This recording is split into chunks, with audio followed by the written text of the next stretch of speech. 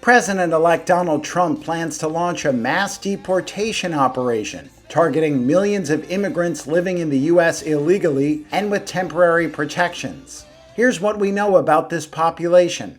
There were roughly 11 million immigrants in the U.S. illegally or with a temporary status at the start of 2022, a figure that some analysts say has increased to 13 to 14 million. Ted Hessen is an immigration reporter for Reuters who has looked into where they now reside. Among the 11 million that were estimated in the U.S. in 2022, the biggest state, home state for them was California, where you had a little more than 2 million. And that's according to one estimate that we looked at by a nonpartisan think tank called the Center for Migration Studies of New York. After California, Texas was another state that had a high number, a little under 2 million.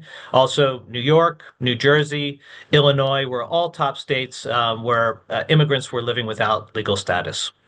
Nearly half of the immigrants in the U.S. illegally in 2022 came from Mexico, amounting to 4.8 million of 11 million overall, according to a U.S. Department of Homeland Security report. Other top countries were Guatemala, El Salvador, and Honduras. In recent years, we've seen an increase from other countries, from Cuba, Venezuela, Nicaragua, and Haiti as well. And that's less reflected in these estimates because they're from 2022. And I expect that as we get newer estimates that look at 2023 and 2024, we'll see that those populations rose to some degree as well. Most of the immigrants in the country illegally are 18 to 54, according to a Homeland Security report, and they work in a number of fields. From construction to agriculture to hospitality, and you see that across various states, that these tend to be the work places that they're working in.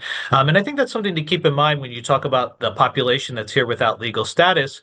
They're often working in industries where it's an open secret that these industries are hiring people without legal status. The estimates of immigrants in the U.S. illegally typically include people who have temporary humanitarian protections, meaning they would not be immediately deportable. That's available to people whose country has been affected by a natural disaster, an armed conflict, or another extraordinary reason that the Department of Homeland Security deems they can't go back to their home country.